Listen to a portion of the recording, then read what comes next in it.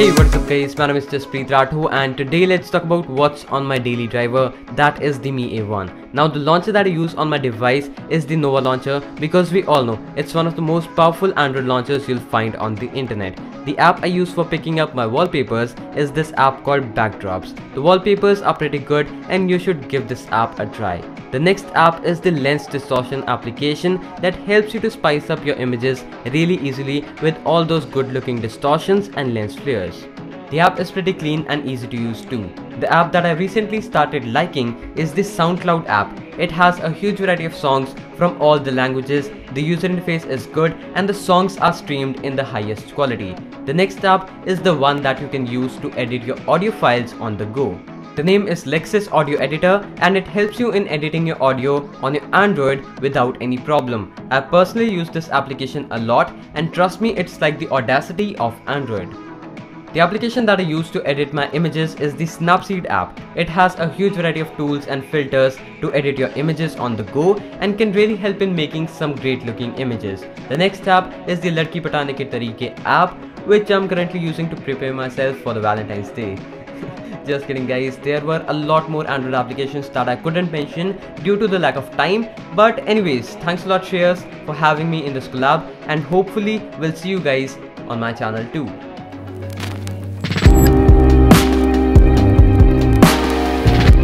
Hey guys, this is Utsav here and I run a tech channel called Tech Extract, and well, I am here to show you what's on my iPhone 6s at this point. So let's dive right in.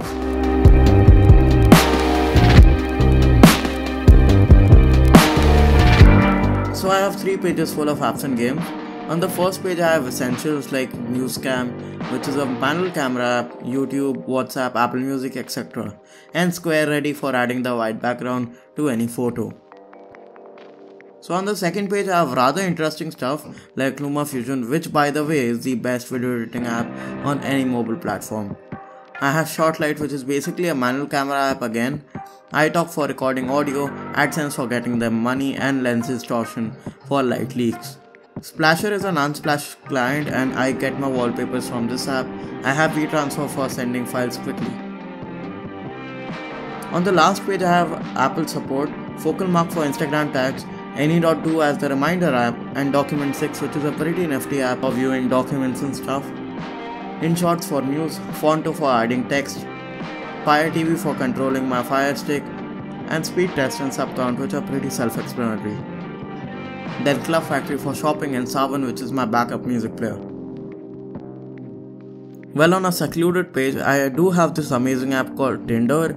You should check this out, it's a life-changing app. Trust me. Well, that's it guys. I hope to see you on my channel and huge thanks to Shreyas for having me on his channel. Thank you for watching. Hey, what's up guys, Bhushan here from my boy Geek Spud, and speaking of what phone do I use, it's the Mi A1 in all its black glory. And what's on my Android is actually really straightforward.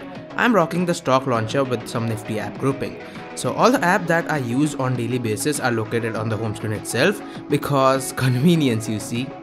So the very first folder on my home screen is the social folder, which has all the social media apps like Facebook, Instagram, Snapchat, Twitter, Telegram and WhatsApp. This is undoubtedly the most clicked folder on my home screen because social media life is actually important nowadays.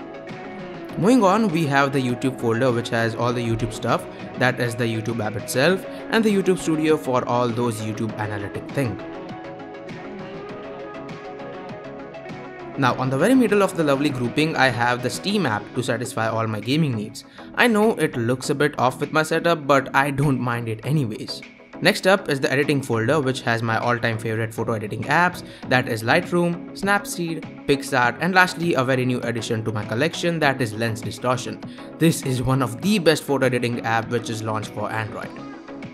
Going more to the left, we have the Google folder, which contains all the Google services that I use regularly.